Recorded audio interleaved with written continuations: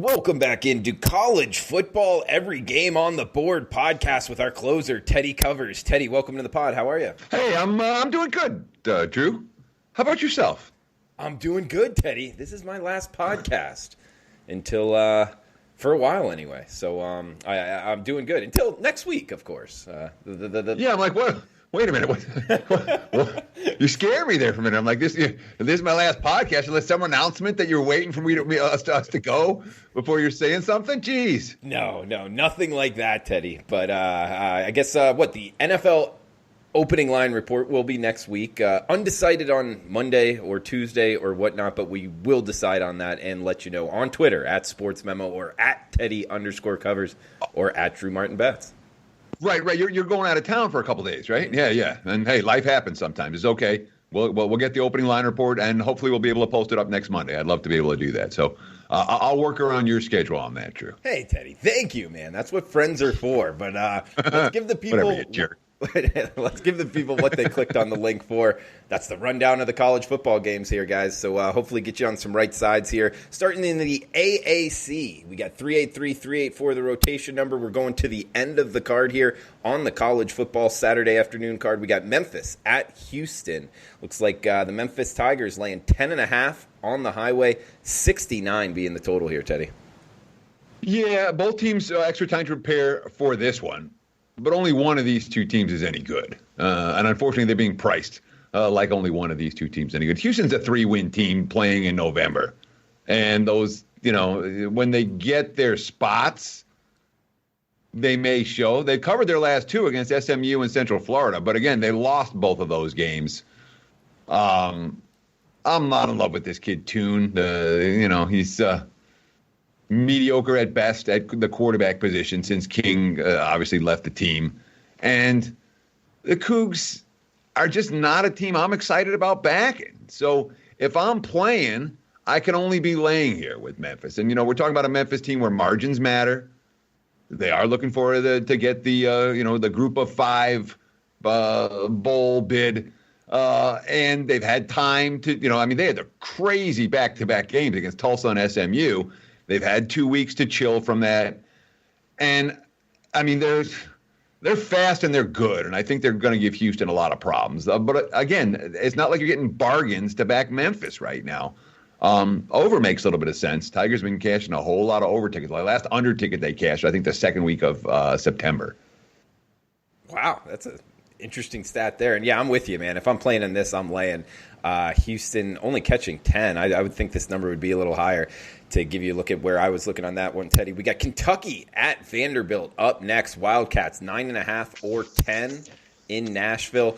41.5 the total here, Teddy. Vanderbilt, not a very good team. Worst team in the SEC, in my opinion. You interested in getting involved?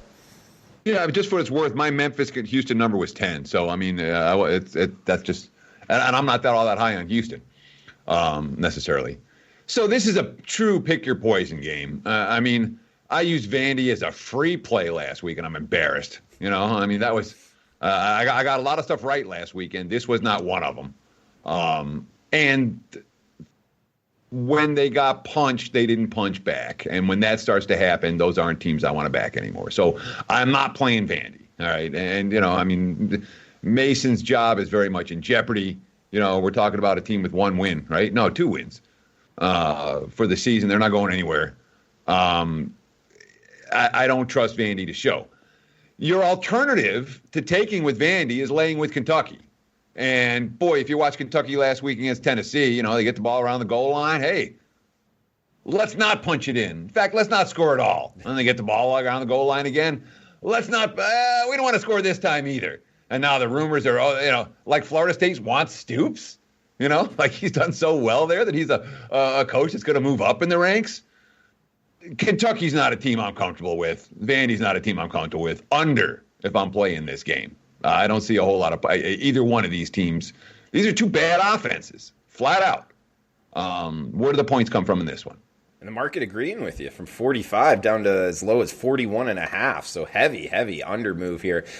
Teddy, next game up, a game I know you know a lot about. The original little brother versus big brother. Talking Michigan State at Michigan. This one in the big house. Looks like Michigan now bet up to minus 14 at some shops. 45 the total here, Teddy. This isn't a little brother, big brother. This isn't Michigan against Eastern Michigan or Central or Western. Michigan and Michigan State, in theory, are supposed to be equal. And the program and the series history it doesn't show much separation between these two programs in this century. Even last century, wasn't it? They're supposed to be equal. Of course, when you look at Sparty on this 4-game losing streak, obviously, right now the markets are finding it difficult to attract Michigan State money from anyone else but wise guys. Okay, what happened last week? You can't overlook that. Then again, they lost that game by 3 points. But when you're up 28-3 and you can't close it out, and the coach is under fire, and the coach is getting blamed for a concussion protocol issue that may or may not have been followed, and now his job is in jeopardy, and there's a lot of things not to like about Michigan State this week. All right.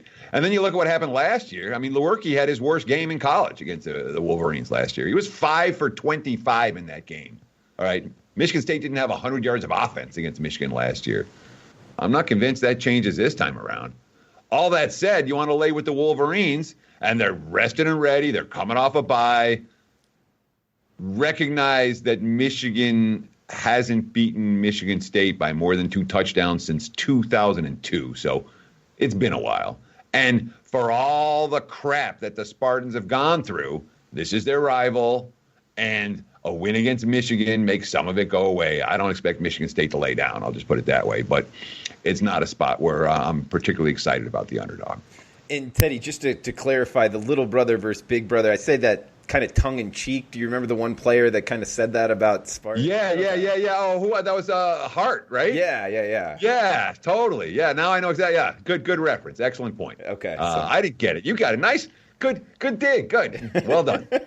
So any Spartan fans out there, I wasn't really taking a dig at you. I was more trying to make a joke here, but dum. We'll move on down the line here. 389, 390, heading to the SEC. One I'm interested in, Teddy. I think this number's short, man. I like the Gators here. -7. You can even find 6.5s on the road at Missouri. Missouri, all kinds of question marks. Keep in mind they are on quote-unquote still on probation, not necessarily for sure in a bowl game, and quarterback issues as well. 51 being the total.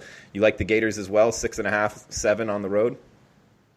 Yeah, that's the only way I'm going to look at that game. I'll talk about it in a second. I realized I missed one key thing from the Sparty game that was worth noting. Darrell Allen, their best receiver, he's out. So whatever limited weapons they have are now even more limited. And Lewerke's 5 of 25 from last year. It's, now his best receiver's not going to play. When it comes to this one, Missouri's had a really rough go of it since Bryant got hurt. The last 3 games have been pretty ugly. 3 straight losses, 4 straight non-spread covers, offense struggling in every way. And that's Vanderbilt. Okay, that's Kentucky. Okay, we're not talking. Yeah, Missouri lost to Vandy. That's the team we're talking about now. They're going to get Bryant back. They're going to get what's the receiver? I can't think of the receiver's name. Back this week. It doesn't matter necessarily for an offense that stopped working. And Florida, you want to talk about this is a meaningful revenge spot. Okay, Missouri went into the swamp last year and they smacked that team. They embarrassed them. It's the worst loss Florida had at home the last 5 years. If the Gators get the chance, I'm confident they will look to repay that favor. If I'm playing, I'm laying. Worth noting, Missouri's another team crazy trending to the under. They've had 1 over since opening day. Good stat there, Teddy. Some of those kind of ride under the radar and total. Way under the radar. There's another one. The next game we're going to talk about it, and this is another game where I have an opinion on the total much more than the side. Let's talk about it. Hawaii here in Las Vegas playing UNLV. 74 being the total, with the Rainbow Warriors laying 7 at Sam Boyd Stadium. Yeah, I remember talking about the Hawaii game last week and saying, hey, you can't lay points with Hawaii. 4-17 ATS. That's in the islands. That's at Aloha Stadium. They've actually been okay as road chalk. They covered it. What was it? Was it Central Arkansas they played? Somebody random that they played. But the bottom line is Hawaii does not have a defense I'm comfortable laying. And UNLV, for as crappy as they are, off the bye. I don't think anything's saving Sanchez's job. I'm pretty sure he's gone at the end of the year. But I wouldn't be surprised if they come with effort here. And when UNLV comes with effort, that usually means that the offense can do something. And Hawaii's not getting a whole lot of stops. And Hawaii, I mean, I remember watching them. I remember going to a Hawaii game at UNLV at Sam Boyd Stadium. And it was a lot of fun. Number one, there was a ton of Hawaii fans there. And number two, I had a bet on Hawaii. And number three, they ran roughshod over their receivers were much faster. They made one big play after the next against the Rebels. And that was an easy one. They're capable of doing that again, and I understand that was a few years back. But Hawaii's wide receiver speed is giving opposing teams in the Mountain West a lot of problems. I don't see UNLV shutting them down. And I wouldn't be surprised if UNLV makes some big plays. So we talked last week about Hawaii going over, and it took a late touchdown to get there, but it got there. That's 5 straight overs for Hawaii. Defense can't get stops. Offense scoring on everyone. That's the only way I would look in this one. All right, good stuff there, Teddy. We head to Conference USA. Yeah, next game up, we got Rice at Middle Tennessee. MTSU laying 14 in the hook. Asher O'Hara Show and Company in Murfreesboro. 47.5 the total here, Teddy. I've been in Murfreesboro. I saw that. Yeah. It's a little town. Yeah. Rice is still winless, and they've used 4 quarterbacks in their last 2 games, and the 4 quarterbacks combined to produce 13 points. It's a very lost season. I used to call Eastern Michigan the hopeless program, and Eastern Michigan made a couple of bowls, Mm-hmm. Rice it's a hard turnaround, It is. It's the kids who qualify academically to get into that school and to recruit to that school. It's just not an easy sell. I'll just put it that way. Their defense has held up remarkably well considering how inept the offense is. And Middle Tennessee, I mean, if they don't win the turnover battle, they're not beating anyone by margin. But they are winning the turnover battle on occasion, and it's making a big difference. They had +4 against Marshall. They had +4 against Florida International. Won both those games going away. The North Texas game, they were positive turnover, and that kept them in that game, allowed them to cover there. But, I mean, am I excited about laying more than 2 touchdowns with the Blue Raiders in this spot? I'm not. Yeah, and it's not like Rice has any betting bandwagon or anyone's looking to bet on Rice. So, I mean, this is a pure wise guy game as far as I'm concerned, and the wise guys haven't given a strong opinion on this one either. Teddy, next game up, 395-396, possibly the class of Conference USA. Southern Miss at Texas San Antonio, 52.5 being the total, with Southern Miss laying 17 on the highway. Well, the Louisiana Tech game says they are not allowed to be the class of the conference because, La Tech smacked them around pretty good. And rallied from 14. I mean, whatever. That was a crazy game, but the 45-30 was the final. But it was just La Tech ran them out a little bit in that contest, though some of that was certainly turnovers. All that said, I mean, so UTSA is a miserable team. All right, I've got them in the bottom tier in my power ratings, right? Mm-hmm. And like my number here is 19. So it's and yet they got 4 wins. They're thinking, hey, we pull a couple upsets today, we can go bowling, Now, I don't think it's going to happen, and the 4 wins that they have, they got UTEP, Incarnate Word, they beat Rice. But last time, Old Dominion. And, so the point is they stink, but they don't necessarily know how bad they are. And they're thinking, you understand where the team has a little bit of hope? Yeah. I think UTSA has hope. I think Southern Miss can kill them and might well kill them. But UTSA has been covering these numbers. They've covered 4 of their last 5. And maybe they hang around in this one enough. The game against UAB last week, UAB didn't have the quarterback. The game against Rice the week before was one of the games where they were switching quarterbacks in and out. UTSA doesn't have a quarterback either, so maybe it's the same story. But the Golden Eagles' recent defensive improvement isn't necessarily a defensive improvement. They're just playing teams that couldn't move the football. Okay, good point looking at it that way. Next game up here, Teddy, we're heading to the SEC. We got Big Ten, then SEC again. We got Alabama at Mississippi State up first. This one in Starkville. 17 in the hook. That's what the Crimson Tide are laying on the road. 60.5 the total here, Teddy. Well, I know this. I don't want Mississippi State. All right, Mississippi State's been a dog 3 times this year. They were against A&M, they were against Auburn, and they were against LSU, and they weren't in any of those games. And they turned the ball over in all those games. They didn't force turnovers in all those games. They didn't cover any of the spreads in any of those games. So, it's not a good Mississippi State team. And now margins matter to Alabama. They're outside the top 4. They have a November loss. Margins matter for this team. So I know I don't want the dog. I went back and tried to look what happens with Saban. Saban and his teams off a regular season loss. There's like no history on it, dude. They don't lose. It's insane. I went back 10 years and there's like no sample size for me to say, okay, this is what Alabama does off a loss in the regular season. Don't know. It's been since 2007, right? They lost at home? No, I was just talking about any games in the back-to-back in the regular season. Oh, and they lost back. Yeah, I was talking about one regular season loss. There's not a huge sample size. When they lose, they're losing in the SEC title game or the last game of the year against Auburn. Or they're not losing a mid-season game. Oh, good point. There's so little that there's not. I'm trying to see. Did they come back? Because my gut reaction was just Alabama's going to smack somebody. And then I'm trying to is the gut reaction backed by anything? And I don't want database there because database isn't going to tell me exactly what I want to do when the game was in the season and that sort. You can filter it out, but it was more trouble. So I went back and did the manual look, and there's not the point is there's no sample size for Alabama off a loss. Tua's not healthy. They're worried about Tua this week. Everyone's like, Burrow won the Heisman. He was so much. Tua was unbelievable in the LSU game, dude. Yeah, and he was every bit as good as Burrow. Okay, but Burrow's team won, so he got all the credit. Bama can name the score here. If I'm playing, I'm laying. You think Tua actually plays?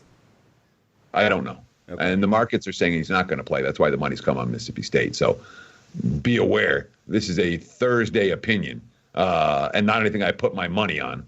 But if Tua plays, if I think he's going to play at 17, shit, even if he doesn't play, Alabama might be a look. I'm thinking it might be a better bet if he doesn't play. Yeah, I'm thinking Bama's the side here too because even if he doesn't play, they're still going to throw the ball down the field. They've proved that.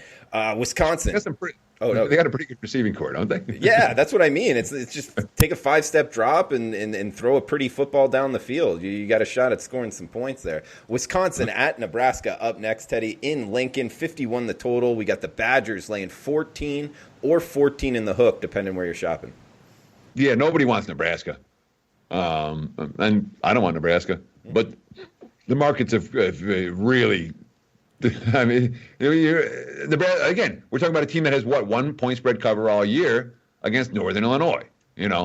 Nebraska's been an absolute money burner, and there was a lot of people that were very high in Nebraska coming into the year, and they took wise guy money early in the year, and now nobody's betting this team. All right, so if you're looking for value, there's value on the Huskers. When they played good teams, they gotten stomped, Minnesota and Ohio State, and that's, the 2 good teams they faced. And they got stomped in those games. But on the Wisconsin side, again, no bargains here. It's already been bet up. And that 5-1 red-hot ATS start where the Badgers are kicking everyone's ass in Madison, that's come and gone now. They've failed to cover their last 3. The offense is when Taylor isn't running wild, Cone isn't making plays downfield, and the Badgers aren't a team that I want to lay this price with on the road. So easy pass for me.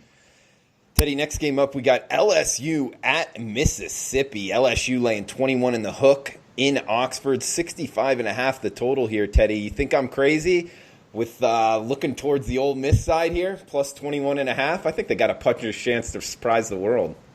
I don't know. So I cashed a ticket with Ole Miss against Auburn. Mm-hmm. They were a wrong side, and they covered wire to wire. They got a touchdown before halftime that kind of saved me a little bit, and then Auburn just kept on getting in the red zone and not scoring for whatever reason and kicking field goals. I mean, if Ole Miss is going to cover, that's the way it's got to be. This isn't an offense that's going to move the ball against LSU's defense. It's just not, not up and down the field. That being said, the Rebels have been a great point spread team, dude. I mean, they've covered 5 of their last 6.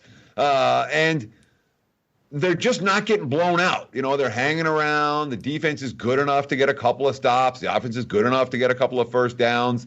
It's never pretty. But this is something that you can probably go back 20 years and not hear me saying since he left West Virginia. I give Rich Rod credit for what he's done with this team. The Rebels are better than I thought they were going to be. And I know I'm not laying with LSU this week. And, I mean, in terms of coordinators, you got Rich Rod and McIntyre, defensive and offensive coordinator. I think you could put those 2 coordinators up against anybody in the country. And a lot of people don't realize, this LSU-Ole Miss rivalry, it's a big rivalry. These 2 teams don't like each other. And Oxford, a great college town, can be a tough place to play at Vaught-Hemingway. LSU, obviously, off their biggest win in, at least a half a decade. I don't know, Teddy. I think Ole Miss has a shot here. I'm telling you, you're going to put some money line? What's the number on the money line? I haven't bet it as of yet, but talking with you, I'm starting to think about it, talking myself into it. Money line, you can get, it's only plus 1,000, plus 1,100, 10 to 1, 11 to 1. That's not. I thought it would dog be more. Range. Isn't 10 to 1 is pretty much 14, right? And it changes around. That might be telling you something, though. Yeah. Interesting, Teddy. We got Stanford at Washington State in the Pac-12 up next.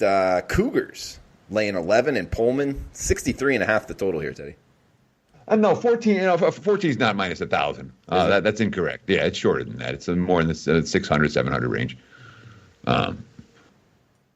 So this is another. Hey, this is a fun game. Pick your poison here. All right. Washington State's in last place in the Pac-12 North. The coach hates the team. The team hates the coach. The quarterback leads the country in passing yards. And they've owned Stanford lately. They've owned them. They've won each of the last 3 years. They've given Stanford all kinds of problems. Am I looking to lay a price with Washington State right now? No. But then again, the last time they faced a bad team at home, they blew out Colorado, and that's their only win during this, 1-5 skid. Was a bad team at home, and that's what Stanford is. Okay, Stanford just lost to that bad team, Colorado, in Colorado, with their starting quarterback back. Costello lit up this defense last year, but the this has been a dead season for Stanford, and I guess this is the game they got to win if they're going to be bowl eligible. Not with my money. Fair enough. Pass. Fair enough, Teddy. And that does it for all the games on the Every Game on the Board podcast. Couple questions here for Teddy before we end it. And guys, the coupon code TC69 gives you Teddy Covers 7-day all access for just $69, less than $10 a day. You'll get every play in every sport, NBA, college football, NFL, plus some for just $69. Teddy's been hot. Of course, the records I like the most, 57% in the NFL for the last 5 years. That's 196 and 147, 57% in the NFL since 2015. All sports run of 88% the last 5 days as we're talking right now on Thursday. He's also up over 70% in the NFL, 75% over that in NCAA football. Those are in the month of November, so red hot here in the month of November. He's got free plays up at sportsmemo.com. Check out the website and remember the coupon code TC69 at checkout for his 7-day all-access package. Teddy, we asked some answering questions last week. Big applause. People liking it. So we'll try it again here. Just a couple questions. Was late on the trigger on Twitter and throwing them out. But I have a question for you. We're talking about the Nebraska season and a lot of people liking them in the preseason. It brings me back to the preseason. I liked Nebraska under the total, mainly because I just think Scott Frost was getting a little bit too much pub from what he did there at UCF, when really it was an artificial floor when he took over 0-12 to 6-6 in that second year. Plus the fact I knew that they weren't deep looking at their roster and their recruiting. I like Nebraska under there in the Big Ten, but listening to the main talking heads say, oh, Nebraska over, it actually kept me off of it. I didn't bet it either way, but looking back, I'm kicking kicking myself now. How do you deal with that, being the success that you've had in season win totals, both NFL and likely college football? How do you deal with what other people's opinions are and keeping those out of your head? I can't stress this strongly enough. When I'm doing my work over the summer, and that's my favorite time of the year because I got the time, I know that when I put the time in, I'm going to end up with the results. I'm going to have bet on teams and bet against teams. I'm going to know what teams I can look at in September and what teams are going to be better in November. I can say this without a shadow of a doubt, and pardon my language because I'm going to go, but tell everybody to shut the fuck up and just, you know what I mean? What's in your head and the work you've done, I can guarantee you it's more work than any talking head has done on TV. All right, a 4-letter network, a 3-letter network, their job is to create content every day. And if you think they're sitting there studying the Nebraska roster the way that you studied it, you're wrong. They don't. It's their job to smile and look good on television. Their job is not to come up with good analysis. Even the stuff you read, the mainstream stuff is absolute garbage. It can only hurt you. NFL, college football, throw it all away. Rely on your research, your information. Turn off SportsCenter. I don't know how else to say it other than that. It is not good info, and there's lots of times that people that don't have an opinion on something are going on TV and pretending to have an opinion on something they know nothing about. Happens all summer long. Well said, Teddy. Good advice there. We also have another question from Twitter saying, in-game betting. Any advice there? Are you a big in-game bettor? And if so, what's your advice to somebody new in the sports betting world? So I bet a lot of basketball in-game. I bet some football. But my favorite sport for betting in-game is undoubtedly the NBA. And it's good because it forces me to watch the NBA, and it helps my NBA a lot as a result. And it's also profitable. My strategy is as simple as it gets. Okay, this is my strategy for betting the NBA. The one team goes on a 12-0 run, and then the opposing coach calls timeout, and that's when I bet on the team whose coach just called timeout. And then they come out and go on a 12-0 run, and the other coach calls timeout, and then I'm going to bet on that team. I want both teams at plus prices. When I get both teams at plus price, I'm done. Makes sense. That's all I'm looking for. All right. Okay. And on a night in, night out basis, you can find that. You have to be disciplined. I'm not making 30 bets a night, but I'm waiting for one team to go on a run, and then I'm betting the other team, and vice versa. And when I get that in the same game, and you often do, it's brilliant. Now, sometimes you end up with a bad ticket. That happens. I shouldn't say sometimes. On the regular, some team will go on a 12-0 run, and the other team won't go on the 12-0 run back, and you're just stuck with whatever you got in your pocket, and that's the way it is. But the nights where you cash both and the nights where you don't lose any, more than make up for it. So that's my strategy. If you're looking for a beginning strategy, that would be what I would look for. NBA or hoops, and bet the runs. Good stuff, Teddy. Guys, remember the coupon code TC69 at checkout. $69 for a 7-day all-access package. Teddy, you want to throw anything else out before we shut this down? I want to throw out the garbage. Guys, thanks for watching. Thanks for listening. We really appreciate it. I know everyone's got busy lives, especially November's insane. So we really appreciate you guys taking the time out of your day to hang out with Drew and I. It's a lot of fun to do, and hopefully you gain something out of it. And we'll see you over at sportsmemo.com this weekend. Good luck. Good luck. Well said, Teddy, and best of luck to you, man. Thanks for the time. Guys, we will be back with NFL Every Game on the Board podcast.